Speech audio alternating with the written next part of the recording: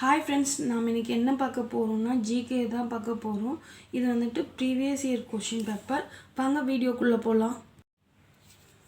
First question, மையிட்ஸ் 1998 படி கிழக்கு இமயமலை பல்லுயிர் பெருக்கத்தின் முக்கிய ஹாட்ஸ்பாட் பகுதியில் உள்ள உள்ளூர் வாஸ்குலர் தாவரங்களின் மொத்த எண்ணிக்கை எவ்வளோ அப்படின்னு கேட்குறாங்க. விடை பார்த்திங்கன்னா ஆப்ஷன் பி 5000. அடுத்து 102வது கொஷின், எக்ஸ் கதிர்களை கண்டுபிடித்தவர் யார் அப்படின்னு கேட்குறாங்க. விடை பார்த்திங்கன்னா ஆப்ஷன் டி ராஞ்சண்ட்.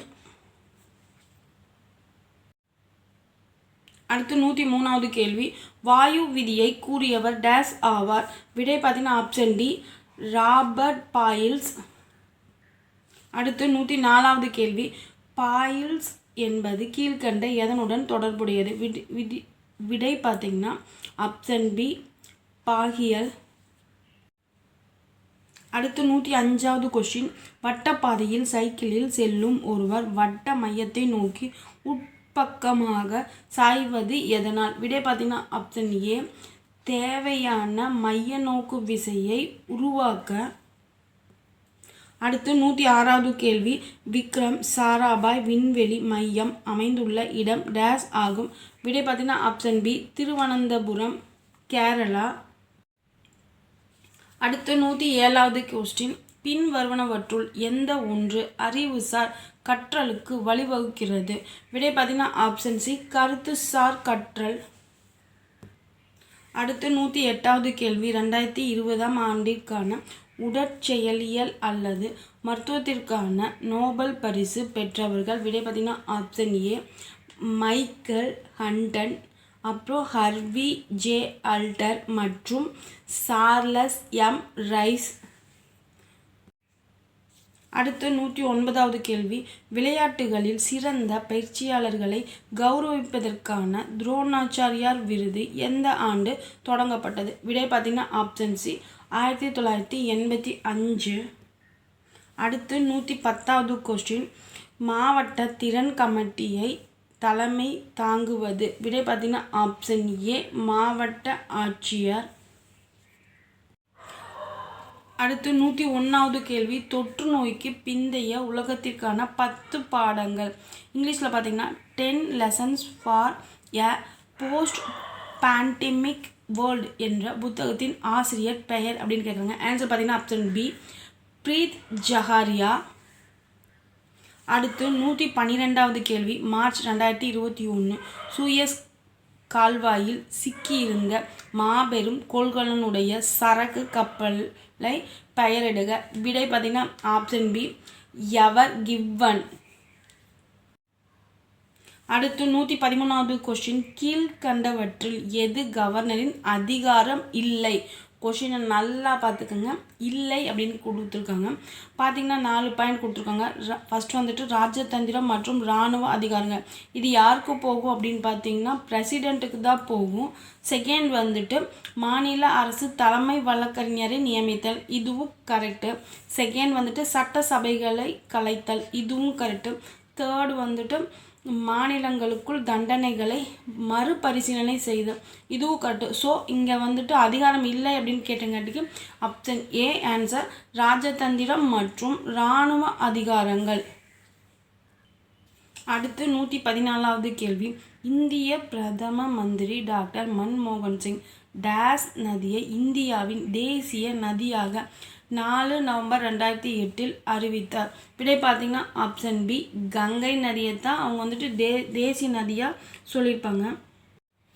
அடுத்து 115வது கேள்வி, தேசிய ஜல்ஜீவன் இயக்கத்தின் இயக்குனர். விடை பார்த்திங்கன்னா ஆப்ஷன் ஏ மனோஜ்குமார் சாகு. அடுத்து 116வது கேள்வி, கீழ்கண்டவற்றுள் நீர் போக்குவரத்து செழித்து காணப்படாத மாநிலம். விடை பார்த்திங்கன்னா கொஷினை கரெக்டாக பார்த்திங்கன்னா காணப்படாத மாநிலம் அப்படின்னு கேட்குறாங்க. இங்கே எத்தனை இது கொடுத்துருக்காங்கன்னா மேற்கு வங்கம், இதுலேயும் வந்துட்டு நீர் போக்குவரத்து நல்லாயிருக்கும். ஆந்திர பிரதேசத்துலேயும் நல்லாயிருக்கும். ராஜஸ்தான் இங்கே வந்துட்டு பாலைவனமாக இருக்கும், ஸோ இங்கே இருக்காது. அசாம்லேயும் வந்துட்டு படகு இது கப்பல் இது எல்லாமே வந்துட்டு நல்லாவே இருக்கும். விடை பார்த்திங்கன்னா ஆப்ஷன் சி ராஜஸ்தான். அடுத்து 117வது கொஸ்டின், இந்தியாவில் எந்த வகையான மனித இனத்திற்கு தடித்த உதடுகள் காணப்படுகின்றன? கொஷின் பார்த்தீங்கன்னா தடித்த உதடுகள் அப்படின்னு கொடுத்துருக்காங்க. விடை பார்த்தீங்கன்னா ஆப்ஷன் பி புரோட்டா அல்ட்ரோலாய்டுகள். அடுத்தது 118வது கொஷின், பிலாஸ்பூர் டேஸ் மண்டல ரயில்வேயின் தலைமையகமாக இருக்குது அப்படின்னு கொஷின் கொடுத்துருக்காங்க. விடை பார்த்தீங்கன்னா ஆப்ஷன் சி தென்கிழக்கு மத்திய ரயில்வே. ஃப்ரெண்ட்ஸ், இந்த ரயில்வே இதில் வந்துட்டு மொத்தம் 17 மண்டலம் இருக்கும். அதை நல்லா பார்த்துக்குங்க. அதுலேருந்து ஒரு கொஷின் வந்துகிட்டே இருக்குது. அந்த 17 மனப்பாடம் பண்ணி வச்சுக்கோங்க, உங்களுக்கு ரொம்ப ஹெல்ப்ஃபுல்லாக இருக்கும். அடுத்து 119வது கொஷின், ஹேமடைட் தாதுவின் நிறம் என்ன அப்படின்னு கேட்குறாங்க. விடை பார்த்தீங்கன்னா ஆப்ஷன் டி சிவப்பு. அடுத்து 120வது கொஸ்டின், கங்கை நதியின் மொத்த நீளம் அதன் மூலத்திலிருந்து அதன் வாய் வரை. விடை பார்த்தீங்கன்னா ஆப்ஷன் பி 25 நான் ஞாபகம் வச்சுக்கேன். ஸோ நீங்கள் வந்துட்டு 2525 கிலோமீட்டர். அடுத்து 121வது கொஸ்டின், காலவரிசைப்படி விஜயநகர பேரரசை ஆண்ட பின்வரும் வம்சங்களை வரிசைப்படுத்துக. ஃபர்ஸ்ட் ஒன் வந்துட்டு சங்க வம்சம், செகண்ட் வந்துட்டு துளுவ வம்சம், தேர்டு வந்துட்டு துருவ வம்சம், ஃபோர்த் வந்துட்டு அரவீடு வம்சம். விடை பார்த்தீங்கன்னா ஆப்ஷன் ஏ 2, 3, 1, 4. அடுத்து 122வது கொஸ்டின், சையது வம்சத்தின் கடைசி அரசர் ஆலம்சா, அவருடைய உண்மையான பெயர் என்ன அப்படின்னு கேட்குறாங்க. விடை பார்த்தீங்கன்னா ஆப்ஷன் பி அலாவுதீன் ஷா. அடுத்து 123வது கொஸ்டின், ராஜேந்திர சோழனின் இலங்கை படையெடுப்பு பற்றிய செய்திகளை டேஸ் செப்பேடுகள் மூலம் அறியலாம். விடை பார்த்தீங்கன்னா ஆப்ஷன் பி கரந்தை செப்பேடுகள். அடுத்து 124வது கேள்வி, சிவாஜி யாரிடமிருந்து சிங்ககாட் கோட்டையை கைப்பற்றினார்? விடை பார்த்தீங்கன்னா ஆப்ஷன் பி முகலாயர்கள். அடுத்து 125வது கொஸ்டின், மொழி வாரியை அடிப்படையில் பாம்பே மாநிலம் நெக்ஸ்ட் 125வது கொஸ்டின், மொழி வாரிய அடிப்படையில் பாம்பே மாநிலம் எப்படி பிரிக்கப்பட்டது? விடை பார்த்தீங்கன்னா ஆப்ஷன் பி மகாராஷ்டிரா மற்றும் குஜராத். ஃப்ரெண்ட்ஸ், உங்களுக்கு என்னோடய வீடியோ பிடிச்சிருந்துச்சுன்னா சப்ஸ்கிரைப் பண்ணிட்டு பாருங்கள் ஃப்ரெண்ட்ஸ். தேங்க்ஸ் ஃபார் வாட்சிங் கைஸ்.